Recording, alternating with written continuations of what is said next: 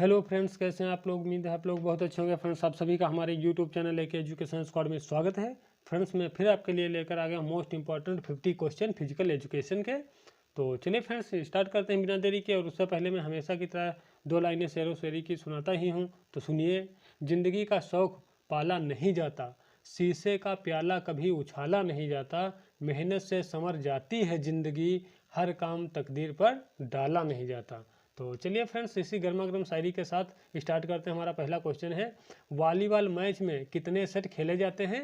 तो volleyball match में 3 या 5 सेट खेले जाए, 3 सेटों का मतलब खेल होगा या फिर 5 सेट का खेल होगा। ठीक है, मान लो 2-3 सेट का खेल होता है। ठीक है, तो मान लो 3 सेट का खेल हो रहा है, लेकिन यहाँ पे क्या होगा, यदि कोई टीम पहले 2 सेट जीत लेती है तो वह वहीं पे विजेता घोषित हो जाती है। ठीक है, इसी तरीके से 5वां सेट होता है। ठीक है, 5वां सेट होता है, यदि कोई टीम पहले के 3 सेट जीत लेती है तो वहीं पे खेल खत्म, उसको विजेता घोषित कर दिया जाता है। ठीक है, और इसमें जो होता क्या है वॉलीबॉल में, ये जो होता है इसमें जो मतलब प्रत्येक सेट होता है वो 25, मान लो जैसे 5 सेट का मैच हुआ। ठीक है तो 5 सेट में शुरू के जो 4 सेट होंगे वो कितने के होंगे, वो 25-25 के होंगे। ठीक है, प्रत्येक सेट कितने का होता है, 25-25 पॉइंट या 25-25 अंक कह लीजिए। ठीक है, तो प्रत्येक सेट 25-25 पॉइंट का खेला जाता है। लेकिन जो 5वां सेट खेलने की नौबत आती है वो तो 5वां सेट केवल सिर्फ और सिर्फ 15 अंकों का या 15 पॉइंट्स का खेला जाता है। ठीक है, इतना याद रखिएगा इतना याद रखिएगा। और मैं आपको बता देता हूँ, ये जो सेट होते हैं, ठीक है, मान लो जैसे मान लो कोई ए टीम है, कोई दूसरी बी टीम है। ठीक है, मान लो पहला ही सेट चल रहा है। ठीक है, मान लो पहला ही सेट चल रहा है और इसमें क्या हुआ है कि एक टीम ने 24, ए टीम ने 24 और बी टीम ने भी 24 बराबर बराबर कर लिए। अब यहाँ पे वैसे तो नॉर्मली देखा जाए जो टीम पहले 25 कर लेती है, ठीक है, कोई भी टीम है जो पहले 25 अंक प्राप्त कर लेती है, 25 पॉइंट प्राप्त कर लेती है, वो विजेता घोषित हो जाती है। लेकिन यहाँ पे यदि कंडीशन कुछ ऐसी है, बराबरी की कंडीशन आ जाती है कि ये ए टीम भी 24 पे है और बी टीम भी 24 पर है। ठीक है, यदि बराबरी पे सेट आकर खड़ा हो जाता है, मैच आकर बराबरी पॉइंट पे खड़ा हो जाता है, तो उस कंडीशन में 2 अंकों की लीड होना जरूरी है। ठीक है, अब यहाँ पे मान लो ए जैसे है, ए भी 24 पे है, बी भी 24 पे है। यदि मान लो ए एक मतलब अंक और पा जाता है, 25 हो जाते हैं। लेकिन अब ये चूंकि ये बराबर हैं तो यहाँ पर एक अंक से काम नहीं चलेगा। एक यदि इसने एक किया है तो फिर इसको मौका मिलेगा, ये भी एक करेगा। ठीक है, तो ये अब यहाँ पर ये 25 जिसके पहले होंगे वो नहीं जीता घोषित किया जाएगा। ठीक है, यहाँ पर जब बराबरी की कंडीशन होती है, 24 इनके हैं 24 इनके हैं, तो यहाँ पे 2 अंकों की लीड होना जरूरी है। एक अंक से नहीं चलेगा कि जिसके 25 पहले हो गए वही विजेता होगा, ऐसा नहीं होगा। अब इस कंडीशन में ऐसा नहीं होगा। मान लो जैसे यहाँ पे बी के पास 23 होते हैं और इसके पास 24 थे, तो ए ने 24 थे पहले से, एक अंक और प्राप्त कर लिया, 25 हो गए और इसके 23 ही रहते, तब तो वो जीत जाता। लेकिन जब कभी बराबरी की स्थिति होगी, ठीक है, जिस भी सेट में जब बराबरी की स्थिति होगी उस समय 2 अंकों की लीड होना अनिवार्य होता है। ठीक है, वहाँ पर एक अंक से विजेता घोषित नहीं होगा। यदि मान लो यहाँ पर 24 हैं, इसने एक अंक जीतकर कितने कर लिए, 25 कर लिए। बी ने क्या किया, बी ने भी 25 कर लिया। अब फिर वही कंडीशन होगी कि हमें 2 अंक की लीड चाहिए। मान लो फिर ए ने 26 कर लिया, बी ने भी 26 कर लिया, फिर अगला वही कंडीशन, ये कंटिन्यूटी चलती रहेगी। जब तक कोई टीम 2 अंक की लीड नहीं प्राप्त कर लेगी तब तक वो विजेता घोषित नहीं होगी। ठीक है, चलिए बाकी में इस पर शायद मेरा अगला ही वीडियो वॉलीबॉल पे आएगा, उसमें फुल्ली जानकारी दी जाएगी। वॉलीबॉल कोर्ट के बारे में, एंटीना के बारे में, नेट के बारे में और इतिहास के बारे में सब कुछ एक ही वीडियो में कवर किया जाएगा। ठीक है तो उम्मीद कर रहे हैं समझ में आया होगा। अगला देख लेते हैं क्या है, वॉलीबॉल खेल में कितने ऑफिशियल यानी निर्णायक होते हैं। तो इसमें 2 रेफरी होते हैं। ठीक है, फर्स्ट रेफरी और सेकेंड रेफरी।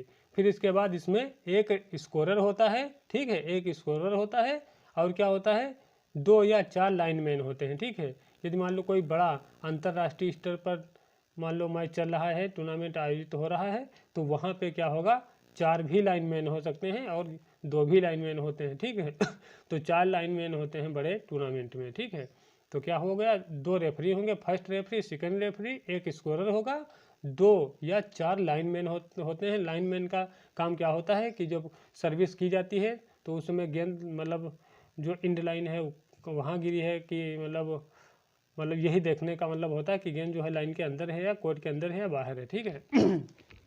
अगला देखते हैं, अगला क्या, प्रश्न नंबर 3, ठीक है। अगला प्रश्न नंबर 3 है, वॉलीबॉल खेल में यदि रेफरी एक ही हाथ में पीला और लाल कार्ड दिखाता है तो इसका संकेत क्या होगा, ठीक है। क्वेश्चन ध्यान से पढ़िए, बहुत महत्वपूर्ण है आपकी परीक्षा के लिए। क्या है क्वेश्चन, वॉलीबॉल खेल में यदि रेफरी एक ही हाथ में पीला और लाल कार्ड दिखाता है तो इसका संकेत क्या होगा, ठीक है। तो वॉलीबॉल में 2 कार्ड दिखाए जाते हैं, कौन, येलो और रेड, ठीक है, पीला और लाल 2 ही कार्ड दिखाए जाते हैं। तो इसमें क्या है क्या है, वॉलीबॉल खेल में यदि रेफरी एक ही हाथ में पीला और लाल कार्ड दिखाता है तो इसका संकेत क्या होता है। तो देखिएगा, खिलाड़ी उस सेट में नहीं खेल सकता है, ठीक है। जो खिलाड़ी होता है, यदि रेफरी ने एक ही हाथ में पीला और लाल कार्ड पकड़कर दिखा देता है खिलाड़ी को, तो खिलाड़ी उस सेट में नहीं खेलता है, कोर्ट छोड़कर उसे जाना पड़ता है और उसकी जगह पर कोई दूसरा प्लेयर आ जाता है, ठीक है। जो प्लेयर जाता है कोर्ट छोड़ के तो उसकी जगह पे दूसरा प्लेयर आ सकता है, ठीक है, आता है।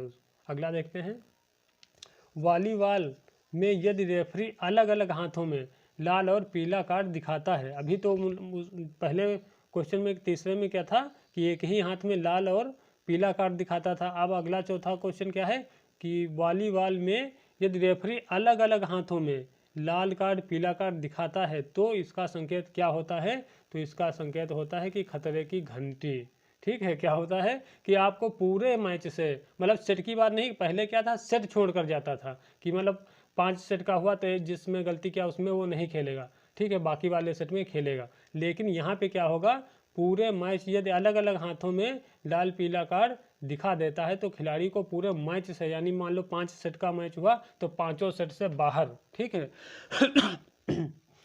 मैच, पूरे मैच से मतलब खिलाड़ी बाहर हो जाता है।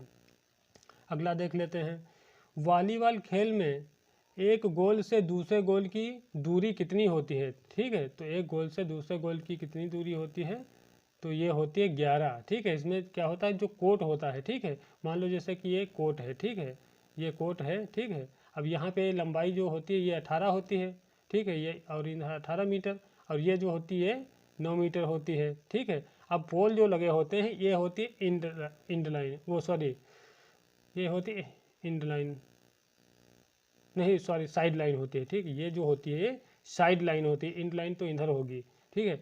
अगला अभी मतलब ये देख लेते हैं, ये जो इसकी लंबाई होती है ये 18 मीटर होती है और इसकी जो चौड़ाई विड्थ होती है ये 9 मीटर होती है। अब पोल जो होते हैं यहाँ पे लगे होते हैं, ठीक है, कुछ इस तरीके से, यानी जो साइड लाइन होती है, साइड लाइन से 1 मीटर की दूरी पर, 1 मीटर इधर ये दूरी होगी, ठीक है, 1 मीटर इधर दूरी होगी। तो 9 मीटर तो हमारी ये जो विड्थ हो गई, ये चौड़ाई 9 मीटर तो ये चौड़ाई हो गई, ठीक है। फिर उसके बाद 1 मीटर इधर, ये वाला 1 मीटर इधर, तो 9 और एक इधर वाला और एक इधर वाला, तो 11 हो गई, ठीक है। तो 11 मीटर क्या होती है हमारी, जो होती है चौड़ाई होती है।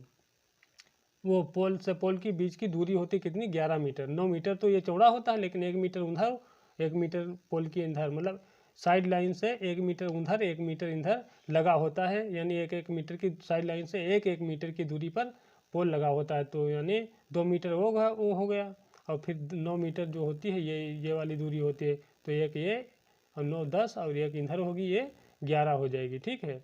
और ये जो होती है सेंट्रल लाइन होती है, यहीं पे सेंट्रल लाइन पे पोल लगा हो कि मतलब इसी पे नेट लगा होता है, और फिर ये अटैक लाइन इधर होती है। ये मैं पूरा जब पढ़ाऊँगा तो उसमें डिटेल से इसको पूरा बता दूंगा, ठीक है। तो हाँ अगला क्या है हमारा क्वेश्चन,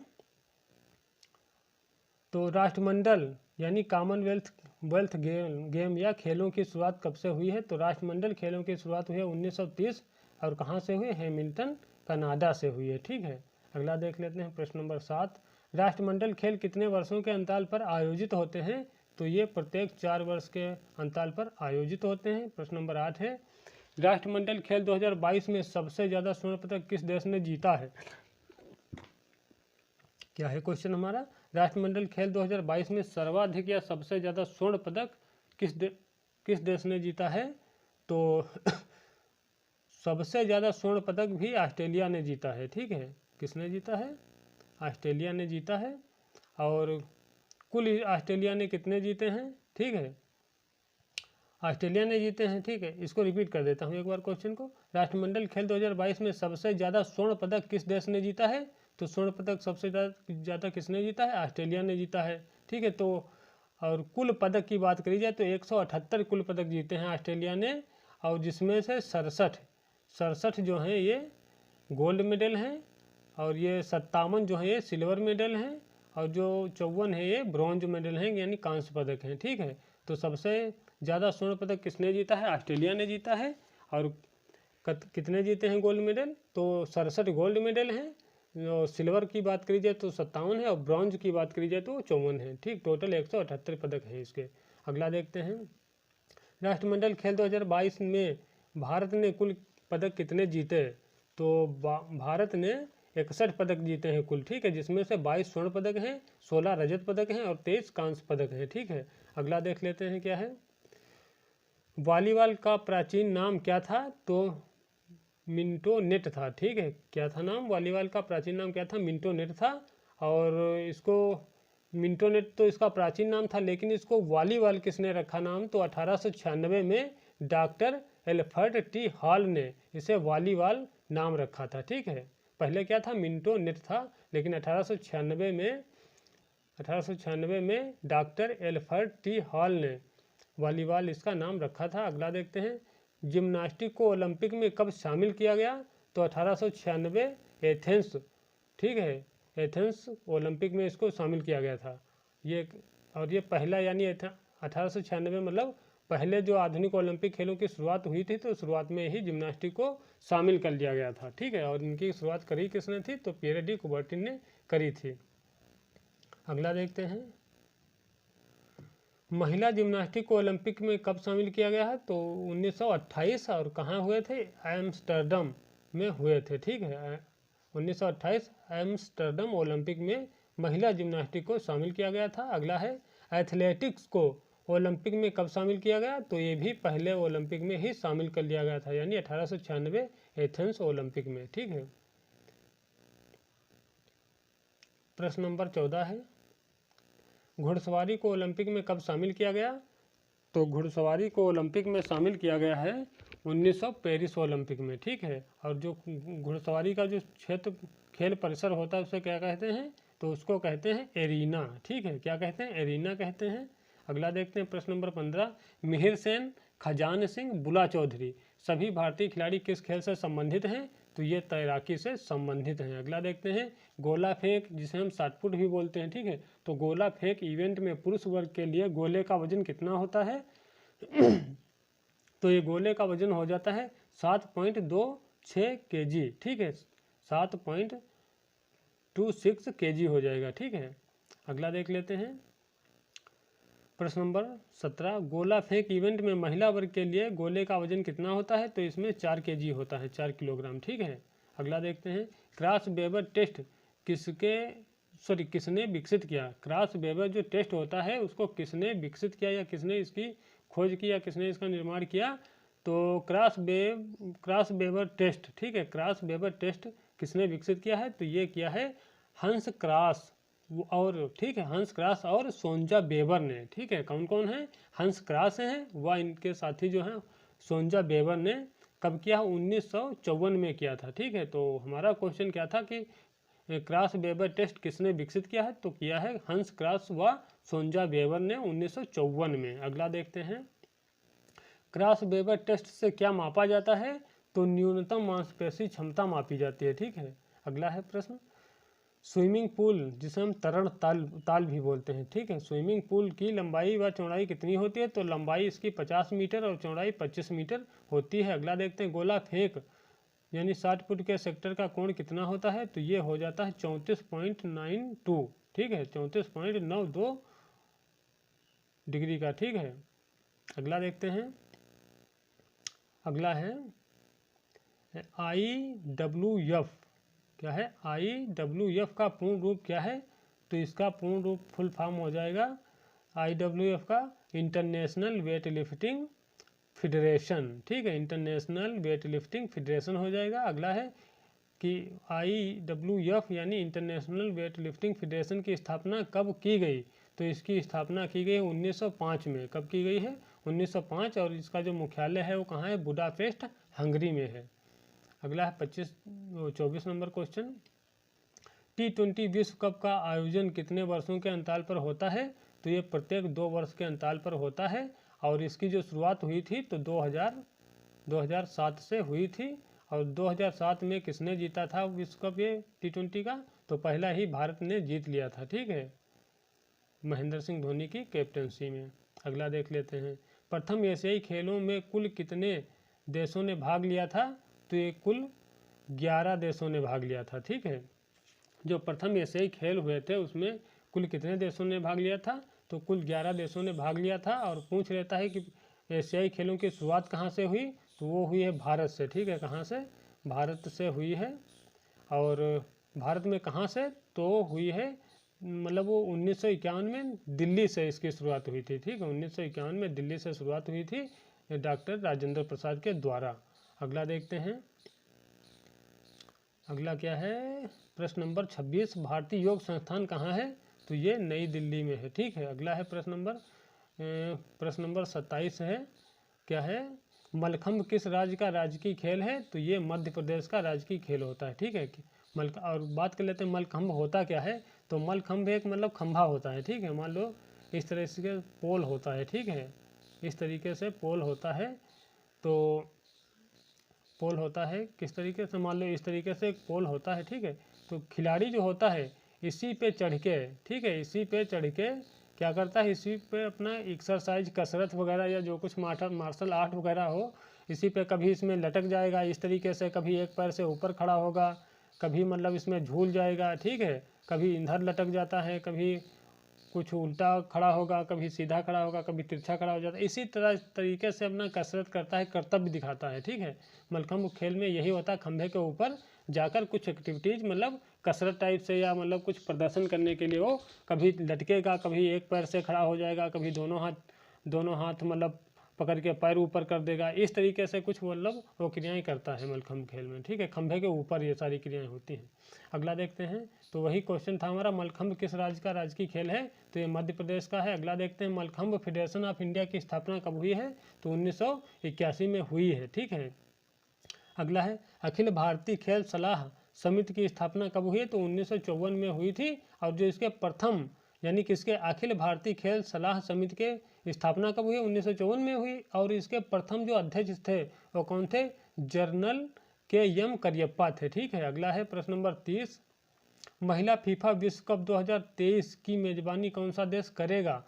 तो ये संयुक्त रूप से ऑस्ट्रेलिया और न्यूजीलैंड करेगा। और जो संस्करण होगा वो 9वां संस्करण खेला जाएगा, ठीक है। अगला देखते हैं, जूडो खेल को, प्रश्न नंबर 31 है, जूडो खेल को ओलंपिक में कब शामिल किया गया? तो जूडो खेल को ओलंपिक में कब शामिल किया गया? 1964 में, ठीक है। और ये कहाँ हुए थे 1964 के? टोक्यो में हुए थे, ठीक, टोक्यो जापान में। और तो जूडो खेल को ओलंपिक में कब शामिल किया गया था? 1964 टोक्यो ओलंपिक में। अगला देखते हैं, अगला क्या है प्रश्न हमारा 32 नंबर, नौकायन को ओलंपिक में कब शामिल किया गया? तो 1900 में।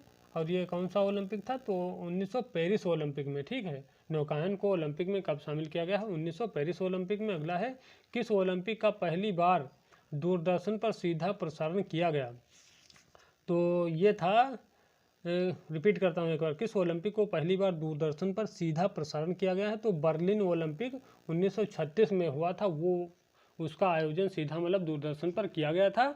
और मैं आपको बता देता हूँ, 1936 से याद आया कि जो एक क्वेश्चन आता है कि रिले टार्च, ठीक है, मशाल यात्रा जिसे बोलते हैं, तो मशाल यात्रा जो होती है उसकी शुरुआत किस ओलंपिक से हुई है? तो 1936 बर्लिन ओलंपिक से मशाल यात्रा की शुरुआत हुई है। और क्वेश्चन आ जाता है कि मशाल सर्वप्रथम कब मशाल ओलंपिक में जलाई गई? तो जलाई गई 1928 में, ठीक है। 1928 एम्स्टर्डम के ओलंपिक से मशाल सबसे पहले वहाँ जलाई गई थी, ठीक है, 1928 एम्स्टर्डम ओलंपिक में, ठीक है, सॉरी। तो सबसे पहले की बात करी जाएगी तो 1928 एम्स्टर्डम ओलंपिक में मशाल की जलाने की शुरुआत हुई थी। और बाद में क्वेश्चन आ जाता है कि मशाल यात्रा या टार्च रिले की शुरुआत कब से हुई, तो टार्च रिले की शुरुआत हुई 1936 बर्लिन ओलंपिक से। ठीक है, अगला देखते हैं। भारतीय खेल प्राधिकरण की स्थापना कब की गई, तो ये करी गई है 1984 में। ठीक है, और इसका जो मुख्यालय है वो कहाँ है, वो दिल्ली में है। अगला देखते हैं प्रश्न नंबर 35, बीजिंग शीतकालीन ओलंपिक। ठीक, बीजिंग यानी चाइना यानी चीन। ठीक है, तो बीजिंग शीतकालीन ओलंपिक 2022 में कौन सा देश पदक तालिका में शीर्ष स्थान पर रहा है, तो ये रहा है नॉर्वे। और कुल कितने पदक जीता था, 37 पदक जीतकर प्रथम स्थान पर रहा है। अगला देखते हैं 2026 में शीतकालीन ओलंपिक का आयोजन कहाँ होगा, तो अभी तो बीजिंग चाइना में हो गया है 22 में, लेकिन ये प्रत्येक 4 वर्ष बाद होते हैं।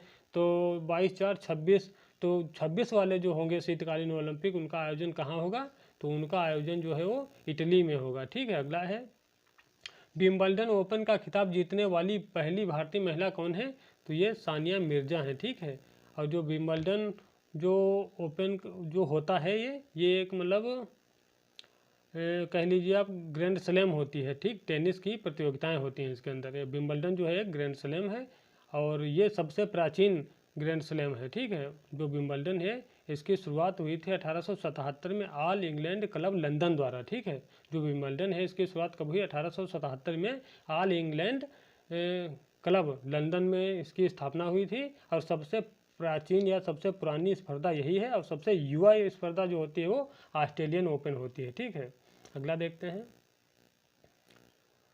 मैराथन दौड़ में कितनी दूरी तय की जाती है, तो मैराथन दौड़ में बहुत पुराना क्वेश्चन है, आया हुआ है कई बार। तो मैराथन दौड़ में कितनी दूरी की जाती है, तो 42.195 किलोमीटर की दूरी तय की जाती है। या फिर मील में बात करें तो 26.3385। ठीक है, 26.358 मील हो जाता है। ठीक है, या तो आपको ये मिलेगा या तो फिर मील में पूछेगा तो इस तरीके 26.358 होगा, या तो फिर किलोमीटर में पूछेगा तो 42.195 किलोमीटर हो जाएगा।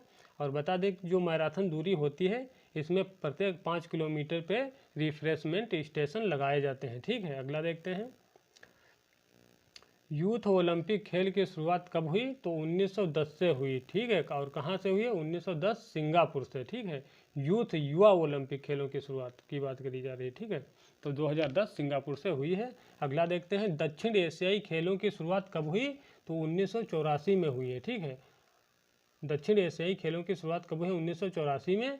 अगला क्वेश्चन क्या है, प्रश्न नंबर 41 है हमारा। प्रश्न नंबर 41 क्या है, दक्षिण एशियाई खेलों की शुरुआत कहाँ से हुई, अभी पूछ रहा कब हुई थी, तो हुई थी 1984 में, लेकिन कहाँ से हुई है, तो ये हुई काठमांडू नेपाल से। ठीक है, अगला देखते हैं kho kho federation of India की स्थापना कब हुई, तो इसकी स्थापना हुई है 1955 में।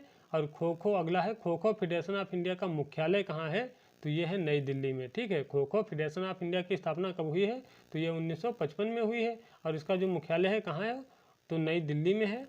अगला देख लेते हैं प्रश्न नंबर 44, मैकडोनाल्ड सोकर टेस्ट। ठीक है, क्या है, मैकडोनाल्ड सोकर टेस्ट व मिशेल मैकडोनाल्ड, दो टेस्ट हैं इसमें, कौन कौन से, मैकडोनाल्ड सोकर टेस्ट, अगला है मिशेल मैकडोनाल्ड टेस्ट। ठीक है, किस खेल से संबंधित हैं, तो ये सभी फुटबॉल से संबंधित हैं। ठीक है, अगला देखते हैं इंग्लैंड में फुटबॉल को क्या कहा जाता है, तो इसको कहा जाता है सोकर। ठीक है, अगला देखते हैं प्रश्न नंबर 46, फीफा के प्रथम अध्यक्ष कौन थे, तो ये फीफा के पहले जो थे वो पहले अध्यक्ष कौन थे, तो रॉबर्ट गुरीन थे। ठीक है, और ये कहाँ के रहने वाले हैं, ये फ्रांस के रहने वाले थे।